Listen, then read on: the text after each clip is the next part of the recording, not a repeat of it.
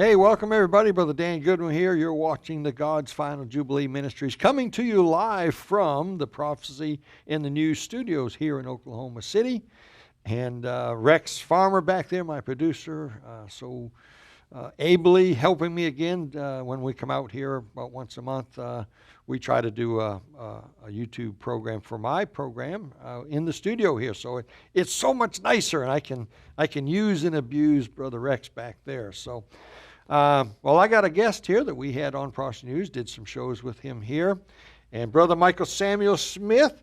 We asked you to stay on and do a show on for my Jubilee program, and how are you, my brother? Doing well. Thank you very much for the invitation to be here. Have we worked you a little too hard here? Yeah, we're okay. We're still in second gear. Do we need to set up a cot over here and so you can rest? And we'll be okay. And now, brother, you've been on Prophecy News many times. You've been on my show a few times as well, and I imagine most of my God's Final Jubilee people probably know who you are too. But in case they don't, give them a little background about your life and your Air Force and all that. Army. Yeah, I'll be happy to. A lot of people out there that are into prophecy come from theological backgrounds. I don't. I come from an aeronautical background. And I was a military pilot for 20 years, joined the military, the Army, by the way, not the Air Force, but the Army. Was in Army Aviation 20 years. Was a warrant officer pilot there. I flew 20 years in the Army. Flew airplanes and helicopters there. After I retired in 1989, I had the opportunity to work for American Airlines as a pilot, and I flew for 26 and a half years with American Airlines. Flew the DC-9, the stretch DC-9, known as the MD-80. It's the size of about a 727, about 140 passengers, and I flew that the last 25 years I was with American, and retired in 2016, March 2016. Coming up on 4 years here next month, but I've been sharing prophecy over 43 years. Starting, the Lord really called me into doing this back in September 1975.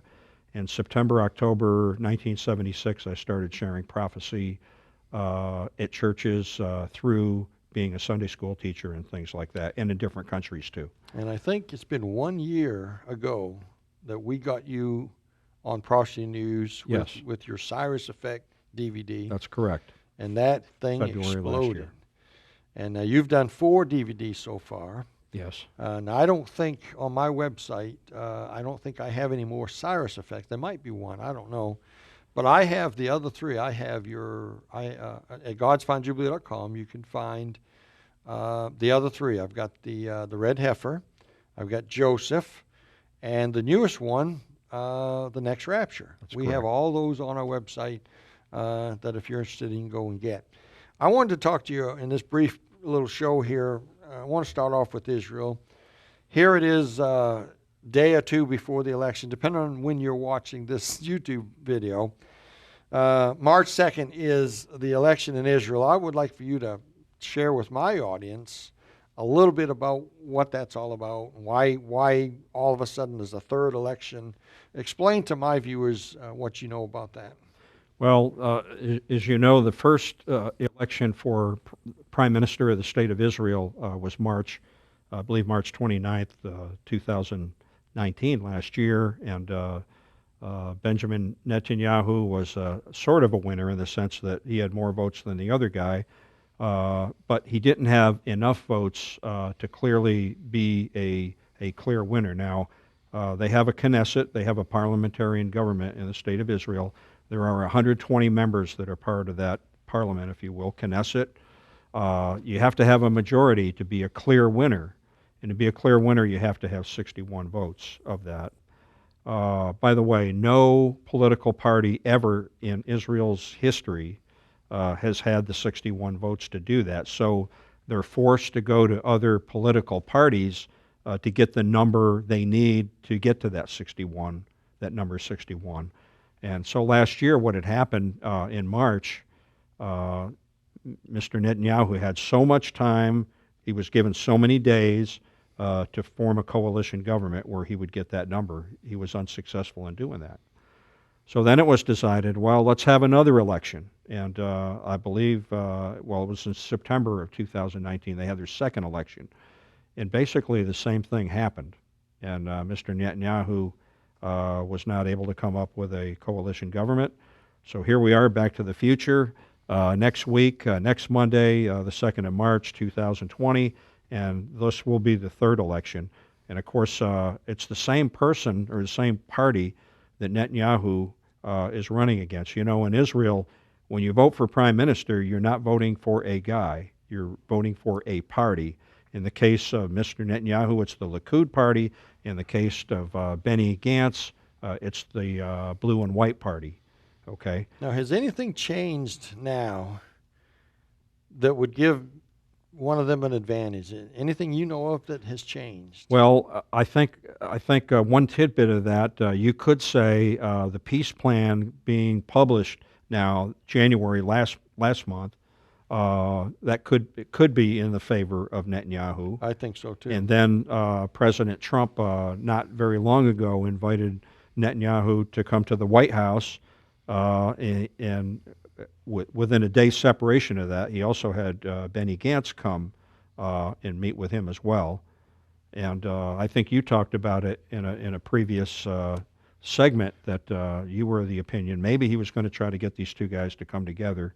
Is that a possibility? I think it is a possibility. He tried to do that. Yeah, There's no way of knowing. I think he was trying. I think Trump wanted to try to make these guys come to a deal and agree to get together for the sake of the country and for peace. And of course, I believe Donald Trump would have been for Netanyahu being the lead guy. So we'll have to wait and see. Of course, if you're watching this program a few days after it was put up, the election's already over. So we'll have to wait and see, because I want you to go a little further. I want to talk about your Joseph DVD. I'm going to hold that up here in this camera. Here's the Next Rapture DVD. I have both of these on my website. The Joseph in Egypt and the Next Rapture. I also have the Red Heifer, but I don't have one here in my hand. These are all on my website. But I want the Joseph DVD. I want you to talk about something in this DVD about Joseph and about 3 times they came into the land. Could you tell my listeners that little story? Yes, I'll be happy to. The prophetic lessons that we get out of that. Well, there's actually over 100 parallels between Joseph in Egypt and Jesus Christ. That's really huge. This is probably not only one of the most exciting stories in the Bible, but I believe it's actually sharing Israel's past, present, and future in the context of this story. And of course, we believe. Of course, we believe in a pre-tribulation rapture, and I've shared with people, and it's in our film. I believe the pre-tribulation rapture concept is actually in the story of Joseph. And how could that be? Well, let's talk about it a little bit. On the day that Joseph is going to reveal himself to his Jewish brothers, who he really is, and that's a very strategic day. He has all the Gentiles leave the room. His entourage, his servants, basically told him to get out of the room. He wants them out of there when he reveals himself to his brothers. A picture of the rapture, right? I believe it is. I believe it is a picture of that. That the Gentile believers are out of the room before Jesus Messiah reveals himself to Israel, who he really is when he returns. Okay. Now, there's another point of this as well. We know the tribulation is going to be 7 years. Did you ever get it, Brother Goodwin? Joseph actually gets the Gentile bride before the 7 bad years. There's 7 good years and 7 bad years. And the father, or Pharaoh, presents this woman to be the bride, just like it's going to happen on the day he goes from the pit to the palace. Yeah. Presents him with a Gentile bride, and of course Christ is going to have a Gentile bride, the marriage supper. That's correct. So, and also it's the 3rd time the brothers are in the land. So let's briefly talk about that. In the context of the story of Joseph in Egypt, they're now into the 7 bad years, and of course there's famine going on in Canaan land. And Jacob sends the sons to go get grain in Egypt, because they've got grain to sell, and with money in hand, they go there. That's the first time they come into the land, of course. And then what happens, Joseph takes a hostage, Simeon, right? And then the brothers are going to go back with the grain. However, Joseph has played a trick on them, not in the sense that he put their money back in their sacks. Didn't have to do that, obviously. But when they got back to Canaan land with the grain, they found the money in the sacks. Like, oh, we better go back because we've got our brother Simeon's a hostage, and plus we better return this money, or Simeon might be in trouble, right? And then the other thing was Joseph, through some means, when we find out later in the story, Joseph got the word to Judah that ye shall not see my face again until you bring your brother Benjamin with you.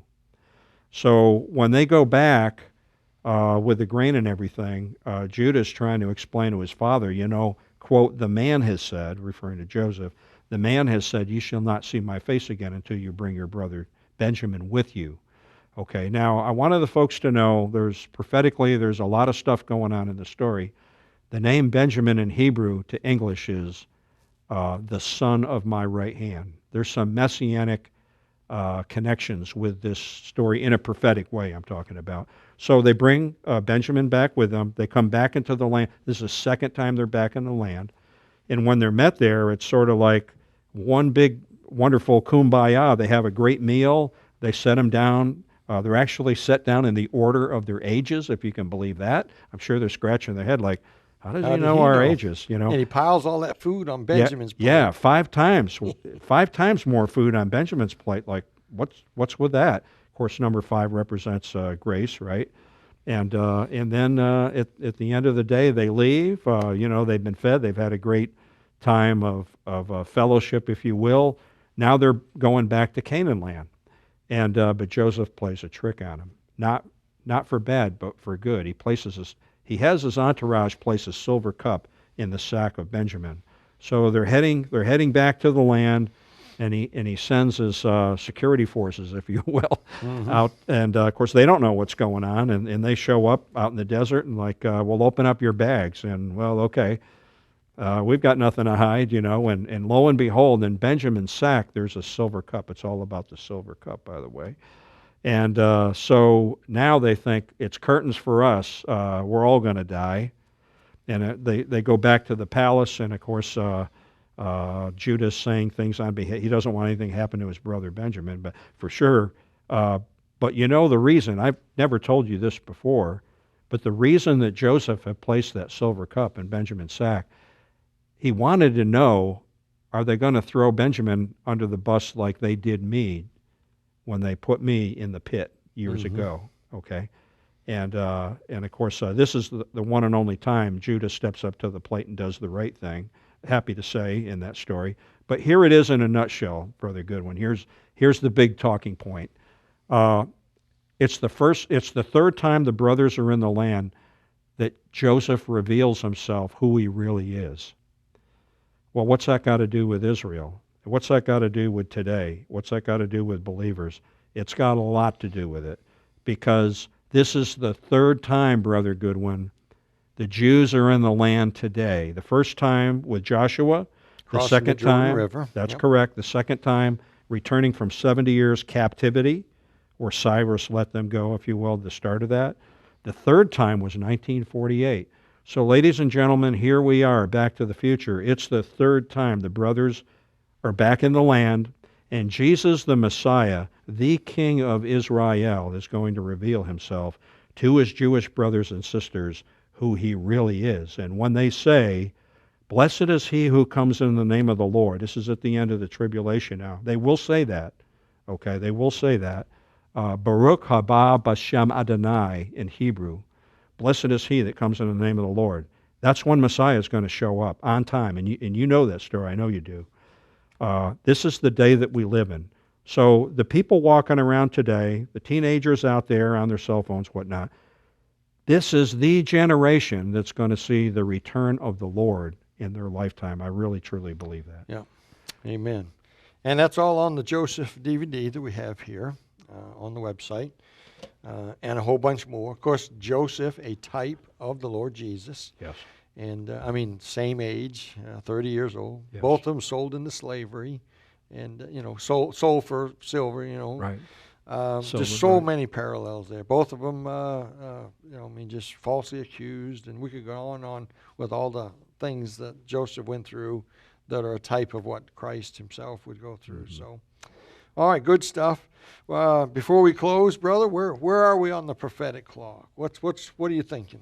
Well, I believe this is the most exciting time to be in human history right now. In other words, if I had a choice to be in any time in history, I would want to be here right now, because I know we're that close. There's just so many Bible stories that point to the return of the Lord, and I hope people are blessed with those DVDs, and they'll see these stories from another dimension that perhaps they've never seen before, and they'll be blessed by that. One more thing before we go. You have a new DVD you're working on that's coming out in a few weeks. Yes. Tell them a little bit about your new DVD.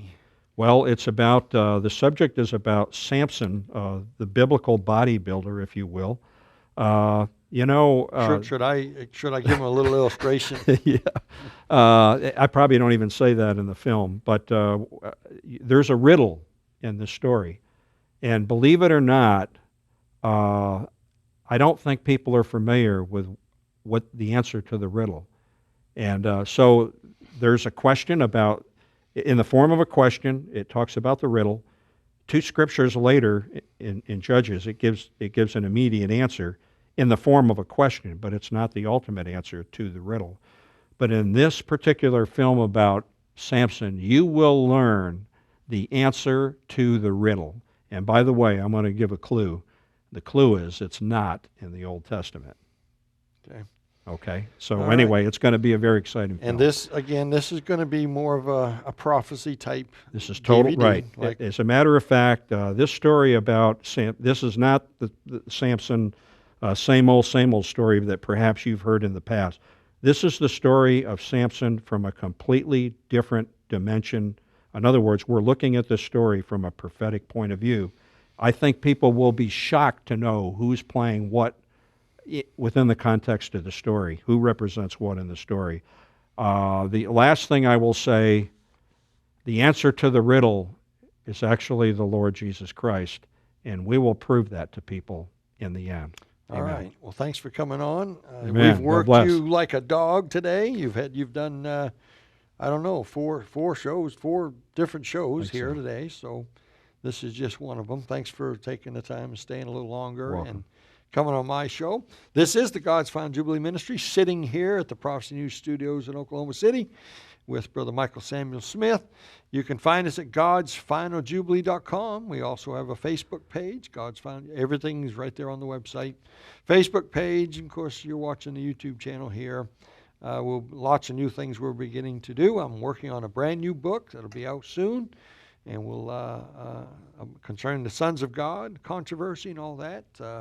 Going to be a life-changing book. Going to be a book that's cutting edge, and you're going to learn something when you get that book. So, all right. Well, on that note, keep your eyes on the skies.